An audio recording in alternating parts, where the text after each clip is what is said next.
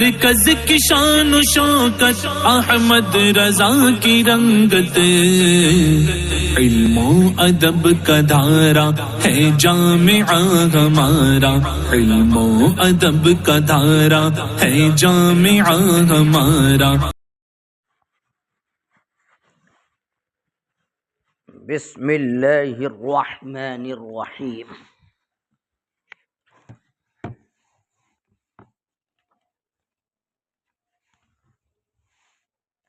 باب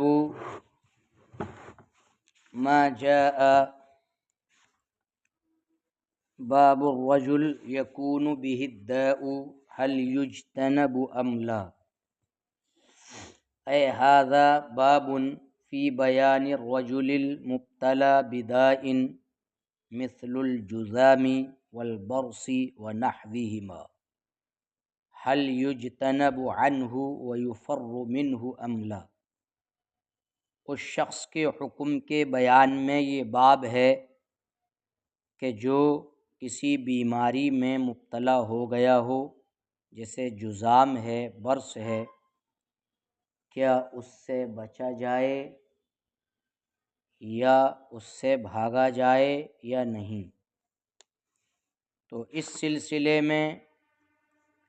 حضرت ابو طلحہ عبداللہ اور عمرو بن شرید اور یعلا بن عطا اور دوسرے حضرات، انہوں نے یہ کہا ہے کہ جو بیمار ہے اس کو صحیح کے پاس لانا یہ مکروہ ہے، ممرض کو مصحح پر لانا۔ اصل میں ممرض وہ شخص ہوتا ہے جس کے بیمار اونٹ ہوں، اور امام خطابی نے یہ کہا ہے کہ ممرض وہ انسان ہے کہ جس کے چوپائے اور اونٹ بیمار پڑ گئے ہوں، اور مصحح وہ انسان ہے کہ جس کے اونٹ درست ہوں۔ جیسے کہ کہا جاتا ہے رجل مضعف، یہ اس وقت بولا جاتا ہے جب کہ اس کے چوپائے کمزور ہوں، وہ مقون، رجل مقون اس وقت کہا جاتا ہے جب کہ اس کے چوپائے طاقتور ہوں۔ تو ممرض کو مصحح پر لانا مکروہ ہے۔ ان لوگوں نے کہا تجاوز کرنے کے اندیشے سے کہ ہو سکتا ہے جو اونٹ بیمار ہے اس کو جب صحیح و توانا اونٹ کے پاس لے جائیں گے تو اس کی بیماری تجاوز کر جائے گی۔ تو ان حضرات کا ماننا یہ ہے، اور ان لوگوں نے یہ بھی کہا ہے کہ درست اونٹ کے لیے یا درست کے لیے یہ مناسب ہے کہ وہ بیماری والے سے بچے، اور اس کو انہوں نے حضرت ابو ہریرہ اور حضرت عبداللہ بن عباس سے روایت کیا ہے۔ سب سے پہلے حدیث سے انہوں نے دلیل قائم کی ہے، دیکھیے ذرا۔ حدثنا ابن ابی داود، یہ دو طریق ہیں، اس کے رجال سب ابراہیم بن ابی داود برلسی کے سوا تمام روات صحیح کے رجال ہیں۔ حدثنا ابن ابی داود قال حدثنا ابو الیمان، یہ ابو الیمان حکم بن نافع ہیں شیخ بخاری، اور حدثنا اخبرنا شعیب بن ابی حمزہ عن الزہری قال قال ابو سلمہ، یہ ابو سلمہ عبداللہ بن عبد الرحمن بن عوف ہیں۔ ابو سلمہ کہتے ہیں سمعت ابا ہریرہ یقول، میں نے حضرت ابو ہریرہ رضی اللہ تعالی عنہ کو فرماتے ہوئے سنا، ان النبی صلی اللہ علیہ وسلم قال، کہ نبی کریم صلی اللہ تعالی علیہ وسلم نے ارشاد فرمایا، لا یورد الممرض علی المصحح، بیمار چوپایوں کو صحیح چوپایوں کے پاس نہ لایا جائے۔ فقال له الحارث بن ابی ذباب، تو حضرت ابو ہریرہ سے حارث بن ابی ذباب نے کہا، یہ حارث بن ابی ذباب یہ حضرت ابو ہریرہ کا چچا زاد بھائی تھا۔ فَإِنَّكَ قَدْ كُنْتَ حَدَّثْتَنَا، تم نے تو ہم سے یہ حدیث ذکر کی تھی، ان النبی صلی اللہ علیہ وسلم قال، کہ نبی کریم صلی اللہ تعالی علیہ وسلم نے ارشاد فرمایا، لا عدویٰ، کوئی تجاوز نہیں ہے۔ تو تم نے تو یہ حدیث ذکر کی تھی اور اب کہہ رہے ہو کہ بیمار اونٹ کو صحیح اونٹوں میں نہ لے جایا جائے، اور ایک طرف آپ نے کہا کہ تعدیہ ہے ہی نہیں۔ فَأَنْكَرَ ذَلِكَ ابو ہریرہ، تو حضرت ابو ہریرہ نے اس کا انکار کیا، اس کو ناپسند سمجھا، ایسا تو نہیں ہے۔ فقال الحارث، تو حارث بن ابی ذباب نے کہا، بلا، کیوں نہیں ہے۔ فتمارا ہوا و ابو ہریرہ، تو وہ اور حضرت ابو ہریرہ باہم ظاہری طور سے ان کا جھگڑا ہوا، حتی اشتد امرہما، یہاں تک کہ دونوں کا معاملہ شدید ہو گیا۔ فغضب ابو ہریرہ،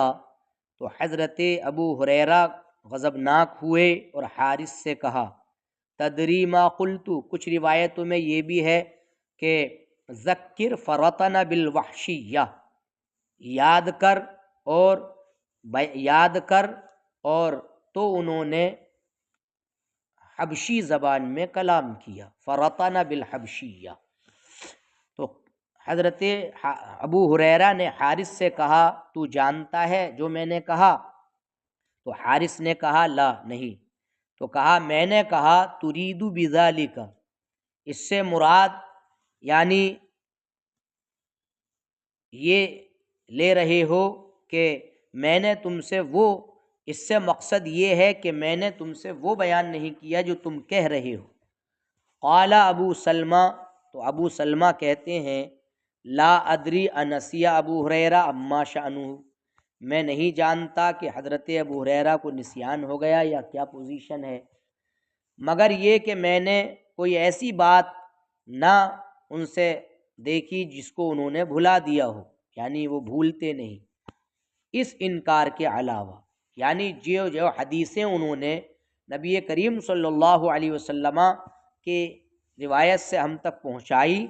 تو اس کے علاوہ، اس انکار کے سوا کوئی ایسا کلمہ میں نے ان کی طرف سے نہیں پایا جس کو وہ بھول گئے ہوں، ایسا کلمہ جس کو انہوں نے نبی سے بیان کیا ہو، نبی کی روایت سے بیان کیا اور پھر بھول گئے ہوں، تو لا ادوا کے سوا کوئی کلمہ میں نے ان سے ایسا نہ پایا ان کی طرف سے۔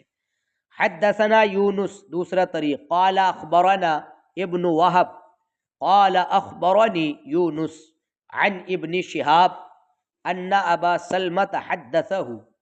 ان رسول اللہ صلی اللہ علیہ وسلم قال، کہ اللہ کے رسول سرور دو عالم صلی اللہ تعالی علیہ وسلم نے فرمایا، لا عدوہ، کوئی تجاوز نہیں، تعدیہ نہیں۔ اور یہ کہ رسول کریم صلی اللہ علیہ وسلم نے بیان کیا کہ لا یورد ممرض علی مصح، بیماری والے جانور یا اونٹ کو صحیح و توانا کے پاس نہ لایا جائے۔ ابو سلمہ کہتے ہیں، کانا ابو ہریرہ یحدثہما کلیہما عن رسول اللہ، کہ حضرت ابو ہریرہ دونوں حدیثوں کو، یعنی لا عدوہ کو بھی اور لا یورد الی آخر العبارت، اس کو بھی نبی کریم صلی اللہ علیہ وسلم سے ہی بیان کرتے ہیں، روایت آپ کی روایت سے بیان کرتے ہیں۔ ثم صمت ابو ہریرہ بعد ذلك عن قوله لا عدوہ، پھر حضرت ابو ہریرہ لا یورد کے بعد، یعنی اس لا یورد ممرد کے بعد لا عدوہ کہنے سے خاموش رہے۔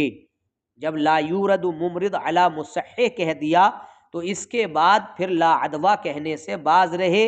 اور اس پر قائم رہے کہ لا یورد ممرد علی مصح، کہ بیماری والے اونٹ اور چوپائے کو صحیح اونٹوں کے پاس نہ لایا جائے۔ پھر ابن ابی داؤد کی حدیث کی مثل پوری حدیث ذکر کی۔ تو ان دو طریق سے یہ ثابت ہو گیا، ان حضرات نے یہ اپنے موقف پر دلیل قائم کی کہ حضرت ابو ہریرہ نے پہلے لا عدوہ حدیث بیان کی، اس کے بعد لا یورد ممرض علی مصح، مصح یہ بیان کیا، اور پھر یہ بیان کیا کہ چونکہ لا عدوا لا یوردو جب بیان کر دیا تو لا عدوا کہنے سے اب خاموشی اختیار کر لی، اور پھر لا یورد ممرض والی روایت پر قائم رہے۔ تو حضرت ابو ہریرہ کا لا یورد ممرض علی مصح والی روایت پر قائم رہنا اور لا عدوا کے قول سے خاموشی اختیار کر لینا، یہ اس بات کی دلیل ہے کہ جن لوگوں نے یہ کہا کہ بیماری والے اونٹ کو صحیح اونٹ میں نہیں لے جانا چاہیے کیونکہ ہو سکتا ہے بیماری اس کی تجاوز کر جائے اور صحیح اونٹ والے کو بھی لگ جائے، اس سے انہوں نے یہ دلیل قائم کی۔ سمجھ میں آئی بات؟ قال ابو جعفر، اور امام بخاری نے بھی اس حدیث کو، امام مسلم نے بھی اس حدیث کو تخریج کیا، اور امام مسلم نے مطلب پورے یعنی لمبی حدیث ہے یہ، اس میں رطن بالحبشیہ کا مطلب یہ ہے کہ ذکر کیا۔ سمجھ میں آئی بات؟ اچھا، قال ابو جعفر، امام طحاوی فرماتے ہیں فذهب قوم الى هذا، کچھ لوگ اس طرف گئے ہیں۔ اب قوم سے مراد کیا ہے میں بتا چکا کون لوگ ہیں۔ فَكَرِهُ اِيرَادَ الْمُمْرِضِ عَلَى الْمُصَحِّ، تو بیمار چوپائے یا اونٹ کو صحیح و توانا کے پاس لانا ان لوگوں نے مکروہ قرار دیا، اور کہا کہ یہ اس لیے مکروہ ہے تجاوز کے اندیشے سے، اور حکم دیا کہ بیماری والے اونٹ سے بچنا چاہیے اور اس سے بھاگنا چاہیے۔ وَاحْتَجُّوا فِي ذَلِكَ بِمَا رُوِيَ عَنْ عُمَرَ رضی اللہ عنہ فی الطاعون، اور اس سلسلے میں انہوں نے حضرت عمر بن خطاب رضی اللہ تعالی عنہ سے جو طاعون کے سلسلے میں روایت آئی ہے اور لوگوں کو واپس کرنے میں طاعون کی بنیاد پر اور طاعون سے بھاگنے کے بارے میں جو ان سے روایت آئی ہے، اس روایت سے ان حضرات نے اپنے موقف پر دلیل قائم کی۔ فَذَكَرُوا مَا حَدَّثَنَا محمد بن خزیمہ، تو انہوں نے وہ ذکر کیا جو ہم سے محمد بن خزیمہ بن راشد مکی بصری نے حدیث بیان کی۔ قال حدثنا حجاج، یہ حجاج بن شعبہ ہیں، وہ فرماتے ہیں قال حدثنا حماد قال حدثنا اسحاق بن عبد اللہ بن ابی طلحہ عن انس بن مالک، وہ خادم رسول حضرت انس بن مالک رضی اللہ تعالی عنہ سے روایت کرتے ہیں ان عمر بن الخطاب رضی اللہ عنہ اقبل من الشام، کہ حضرت عمر بن خطاب رضی اللہ تعالی عنہ شام سے آئے، سمجھے؟ اقبل من الشام، تو شام سے آئے، اقبال کیا۔ فاستقبلہ ابو طلحہ و ابو عبیدہ بن جراح، تو یعنی اقبل من الشام خرج شام کے لیے نکلے، تو حضرت ابو طلحہ اور حضرت ابو عبیدہ بن جراح نے آپ کا استقبال کیا، سامنا کیا۔ دونوں نے کہا یا امیر المؤمنین ان معک وجوہ اصحاب رسول اللہ صلی اللہ علیہ وسلم وخیارہم، اے مومنین کے امیر، بے شک تمہارے ساتھ اللہ کے رسول صلی اللہ علیہ وسلم کے اصحاب کے چہرے ہیں اور بہتر لوگ ہیں، اور ہم نے اپنے بعد لوگوں کو کچھ چھوڑا جیسے کہ آگ کے جلے ہوئے، تو اب آئندہ سال ارادہ کرنا۔ فرجع عمر رضی اللہ عنہ، یعنی اس سال آپ واپس ہو جاؤ اور آئندہ سال دیکھا جائے گا۔ تو حضرت عمر بن خطاب رضی اللہ عنہ واپس ہو گئے۔ فلما كان العام المقبل جاء فدخل یعنی الطاعون، اب یہ جو حدیث پاک آئی، اس قوم نے حضرت انس بن مالک رضی اللہ تعالی عنہ کی حدیث سے اپنے موقف پر دلیل قائم کی، اور وجہ استدلال یوں کیا کہ چونکہ حضرت عمر بن خطاب نے لوگوں کو طاعون کے یعنی طاعون کی بنیاد پر لوگوں کو واپس کر دیا، تو اس نے اس بات کو بتایا کہ مصیبت والے سے یعنی کوئی مصیبت یا وبا ہے تو مرد کا اس سے بھاگنا جائز ہے، اور اس بات پر بھی دلیل قائم کی کہ مصح جو صحیح ہے اس کو بیمار کے پاس نہیں لایا جائے۔ اور اس میں جو ابو طلحہ آئے ان کا نام زید بن سہیل الانصاری رضی اللہ تعالی عنہ ہے۔ حدثنا یونس، یہ 5 طریقے ہیں، اور پہلے طریق کے رجال سب صحیح کے رجال ہیں، اور اس پہلے طریق کو امام مالک نے اپنی موطا کے اندر تخریج کیا ہے، اور امام بخاری نے اس پہلے طریق کو عبداللہ بن یوسف عن مالک کے طریق سے روایت کیا ہے، تخریج کیا ہے، اور مسلم نے یحییٰ بن یحییٰ کے طریق سے اس کو تخریج کیا ہے، اور دوسرا جو اس میں طریق ہے اس کے رجال بھی سب صحیح کے رجال ہیں، اور امام مالک نے اس کی تخریج اپنی موطا میں کی ہے، اور امام مسلم نے یحییٰ بن یحییٰ کے طریق سے اس کو تخریج کیا ہے، اور تیسرے طریق کے رجال بھی سب صحیح کے رجال ہیں۔ اس تیسرے طریق کو عبداللہ بن وہب نے اپنی مسند میں مطلب اس کو ذکر کیا ہے۔ پہلے دیکھتے رہیں۔ حدثنا یونس پہلا طریق، ان کا اس میں جو راوی ہیں سب کا بیان گزر چکا ہے۔ حدثنا یونس قال حدثنا ابن وہب ان مالکا اخبرہ، حضرت مالک نے ان کو بتایا کہ عن ابن شہاب، وہ روایت کرتے ہیں ابن شہاب سے، اور وہ روایت کرتے ہیں عبد الحمید بن عبد الرحمن بن زید بن خطاب سے، اور وہ عبداللہ بن حارث بن نوفل سے، اور وہ حضرت عبداللہ بن عباس سے، ان عمر بن الخطاب رضی اللہ تعالی عنہ خرج الی الشام، کہ حضرت عمر بن خطاب رضی اللہ تعالی عنہ ملک شام کی طرف نکلے۔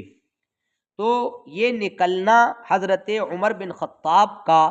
سن 17 ہجری میں وقوع پذیر ہوا، تو اس لیے ملک شام کی طرف نکلے تاکہ رعایا کے احوال کی خبرگیری کریں، اور اس سے پہلے سن 16 ہجری میں جب حضرت ابو عبیدہ نے بیت المقدس کا محاصرہ کیا تھا تب نکلے تھے، تو اہل شام یہ بولے تھے کہ صلح جو ہوگی وہ حضرت عمر بن خطاب رضی اللہ تعالی عنہ کے ہاتھ پر ہوگی، تو اسی کے لیے آپ نکلے۔ خرج الی الشام، ملک شام کی طرف نکلے۔ حتی اذا کان بسرغ لقیہ امراء الاجناد، سرغ کے بارے میں یہ سین مہملہ کے فتح کے ساتھ ہے اور را کے سکون کے ساتھ ہے، اور اس کے آخر میں غین ہے، تو اس کے سلسلے میں ابو عبیدہ بکری نے یہ کہا ہے کہ اس میں بکری اور بکری دونوں ضبط ہے۔ ابو عبید بکری یہ بولے کہ ملک شام کا یہ ایک شہر ہے سرغ، جس کو ابو عبیدہ نے فتح کیا، اور یرموک اور جابیہ اور رمادہ کو یہ فتح کیا تھا، تو یہ سرغ اس شہر کا نام ہے، ملک شام کا ایک شہر ہے۔ اور ابو بکر حازمی نے یہ کہا ہے ہی اول الحجاز و آخر الشام، یہ حجاز کا شروع کا حصہ ہے اور شام کا آخر ہے، مغیثہ اور تبوک کے درمیان ہے، اور شام کے حاجیوں کی منازل میں سے ایک منزل ہے، یہ ابو بکر حازمی نے کہا ہے۔ اور ابو عمر نے یہ کہا ہے انہ وادم بتبوک، یہ تبوک میں ایک وادی ہے، اور ایک قول یہ ہے تبوک کے قریب ایک جگہ ہے۔ اور ابن قرقوق نے یہ کہا ہے وعن ابن وضاح بتحریک الراء، یعنی ابن وضاح سے یہ روایت ہے کہ یہ را کی تحریک کے ساتھ ہے۔ سمجھ میں آئی بات؟ یعنی سرغ، اور یہ 13 میل کی مرحلے کی دوری پر مدینے سے واقع ہے۔ یہ ہے اس کی تفصیل و تشریح، یہاں تک کہ جب وہ شہر سرغ میں پہنچے حضرت عمر بن خطاب، لقیہ امراء الاجناد، تو اجناد کے امیروں نے ان سے ملاقات کی۔ اجناد کے بارے میں کہا گیا ہے، جوہری نے کہا ہے اجناد یہ جندن کی جمع ہے، اور جوہری نے کہا الشام خمسۃ اجناد، یعنی ملک شام کے 5 اجناد تھے، دمشق، حمص، تنسرین، اردن، فلسطین، ان میں سے ہر ایک کے جند تھے، لشکر تھے۔ اور قراء نے یہ کہا کہ کان الشام علی 5 اجناد علی کل ناحیہ امیر، ملک شام 5 اجناد پر مشتمل تھا، ہر ناحیہ پر، ہر کنارے پر امیر اور گورنر تھا۔ اور کہا ہے وَلَمْ يَمُتْ عُمَرُ رضی اللہ تعالی عنہ حتی جمع الشام کلہ لمعاویہ، حضرت عمر بن خطاب رضی اللہ تعالی عنہ کا وصال نہیں ہوا یہاں تک کہ پورا شام حضرت امیر معاویہ رضی اللہ تعالی عنہ کے لیے جمع کیا۔ تو یہ اجناد کی تفصیل ہے۔ اجناد کے عمرا، سلاطین عمرا ملے، ان میں سے ابو عبیدہ بن جراح اور آپ کے اصحاب رضی اللہ عنہم تھے۔ فَأَخْبَرُوهُ أَنَّ الْوَبَاءَ قَدْ وَقَعَ، تو ان اجناد نے، عمرائے اجناد نے حضرت عمر بن خطاب کو یہ بتایا کہ ان الوباء قد وقع، کہ وبا واقع ہو چکی ہے۔ تو وبا کے سلسلے میں صرفی لحاظ سے تو یہ کہا ہے وبا یعنی مد کے ساتھ بھی ہے، یہ محموز ہے اور ممدود بھی ہے اور مقصور بھی ہے، اور وبا نام ہے ایک عام مرض کا کہ جو زیادہ تر موت جس میں ہو جاتی ہے۔ اور اطباء کے نزدیک وبا یہ آفت تعرض للہوا فتفسد بفسادہ الامزجہ، یعنی وہ ایسی آفت ہے جو ہوا کو عارض ہوتی ہے، جس سے ہوا بگڑ جاتی ہے، فساد آ جاتا ہے، تو ہوا کے فساد سے مزاج اور طبیعتوں کا فساد واقع ہو جاتا ہے۔ یہ اطباء کے نزدیک ہے، یعنی موسم کا راس نہ آنا۔ اور ابو زید انصاری نے یہ کہا ارض وبیئۃ اذا کثر مرضها، یعنی ایسی سرزمین جس میں مرض زیادہ ہو گیا ہو۔ اور صاحب الجامع نے یہ کہا ہے وبا یہ فعل کے وزن پر ہے، طاعون اس سے مراد ہے۔ اور ایک قول یہ ہے کہ ہر ایسی عام بیماری کو وبا کہا جاتا ہے، اور ابن درستویہ نے یہ کہا کہ عام لوگ اس کو حمزے کے ساتھ نہیں پڑھتے ہیں، اگرچہ حمزے کا ترک جائز ہے۔ تو یہ بتایا کہ ان الوباء قد وقع بالشام، کہ وبا شام میں رونما ہو چکی ہے۔ فاختلفوا علیہ، تو اب جو عمرائے اجناد تھے تو باہم اس معاملے میں اختلاف کیا، انہوں نے جانا چاہیے یا نہیں جانا چاہیے، باہم اختلاف پڑ گیا۔ فقال بعضهم، تو بعض لوگوں نے کہا قد خرجت لامر ولا نرى ان ترجع عنه، آپ کسی امر کے لیے، کسی کام کے لیے نکل چکے ہیں اور ہم نہیں دیکھتے کہ آپ اس سے واپس ہو جائیں، یعنی ہماری رائے یہ ہے کہ آپ واپس اس سے نہ ہوں، بلکہ جس کام کے لیے نکل چکے ہیں آپ، اس کے لیے آپ اپنا سفر جاری رکھیں۔ کچھ لوگوں نے یہ مشورہ دیا عمرا میں سے، اور بعض عمرا نے یہ کہا کہ معک بقیت الناس، آپ مطلب آپ کے ساتھ کچھ بقیت الناس ہیں، یعنی اچھے لوگ ہیں، بقیت الناس خیار الناس، یعنی آپ کے ساتھ افضل اور عمدہ لوگ ہیں، اور اللہ کے رسول صلی اللہ علیہ وسلم کے اصحاب ہیں۔ وَلَا نَرَى أَن تُقَدِّمَهُمْ عَلَى هَذَا الْوَبَاء، اور ہم نہیں دیکھتے کہ آپ ان خیار الناس کو اس عام بیماری کے سامنے کر دیں، اس عام بیماری میں بھیج دیں، سمجھے کہ آپ ان کو آگے کریں اس عام بیماری کے لیے، ہماری یہ رائے نہیں ہے۔ تو اب دونوں یعنی عمرا میں باہم اختلاف ہو گیا کہ جائیں یا نہ جائیں۔ فقالا، تو یہ سن کر کے حضرت عمر بن خطاب رضی اللہ تعالی عنہ نے فرمایا ارتفعوا عنی، مجھ سے دور ہو جاؤ، یعنی تھوڑے جدا ہو جاؤ۔ تو اس حدیث پاک کی یہاں تک عبارت سے اس سے مطلب یہ مسئلہ بھی پتہ چلا، چند مسائل یہ نکلے کہ بلکہ امام بدر الدین العینی رحمۃ اللہ تعالی علیہ نے 14 مسائل اس حدیث پاک سے تخریج کیے ہیں، یہاں تک کہ عبارت میں 4 مسائل تخریج ہوئے، اور میں اس کو بیان کروں کہ اس حدیث سے یہ بھی ثابت ہوا کہ خلیفہ کا اپنے گورنروں کی طرف نکلنا جائز ہے تاکہ اپنی رعایا کے احوال کی چھان بین کرے۔ سمجھ میں آئی بات؟ اور دوسرا مسئلہ یہ بھی ثابت ہوا کہ خلیفہ کا امراء کو یعنی ایک جگہ میں اکٹھا کرنا یہ جائز ہے کسی مصلحت کے پیش نظر، کیونکہ حضرت عمر بن خطاب رضی اللہ تعالی عنہ نے ملک شام کو 4 امراء پر بانٹ دیا تھا، ان میں سے ہر ایک کے تحت لشکر تھے، اور شام کی یعنی شام کے کناروں پر قائم کر دیا تھا ان کو۔ ابو عبیدہ ابن الجراح تھے، شرحبیل تھے، یزید بن ابی سفیان، اور امام بدر الدین العینی نے یہ بھی کہا ہے احسب الرابع معاذ بن جبل، چوتھے معاذ بن جبل کو بھی میں سمجھتا ہوں۔ سمجھ میں آئی بات؟ اور اس حدیث پاک میں اس بات پر بھی دلیل ہے کہ عمل اور سرپرستی یہ مباح ہے اور کوئی اس میں حرج نہیں ہے۔ اور چوتھی یہ بھی اس سے مسئلہ نکلا کہ جس کی سمجھ پر اعتماد کیا جاتا ہو اور جس کی عقل پر اعتماد کیا جاتا ہو، سخت مصیبت کے نزول کے وقت تو اس سے مشورہ لیا جا سکتا ہے، مشورہ لینا بلا شبہ جائز ہے، جیسے حضرت عمر بن خطاب نے اس میں مطلب یہ ہے کہ مشورہ لیا۔ اور پانچواں مسئلہ بھی اس سے ثابت ہوا، 4 مسئلے یہاں تک مطلب یہ ہے کہ ثابت ہو گئے، ارتفعوا عنی۔ سمجھ میں آئی بات؟ تو یہاں تک ہی رہنے دیا جائے، اب آگے کل کو انشاءاللہ یہاں سے ثم قال سے یہ بات مطلب یہ ہے کہ چلے گی۔ سمجھ میں آئی بات؟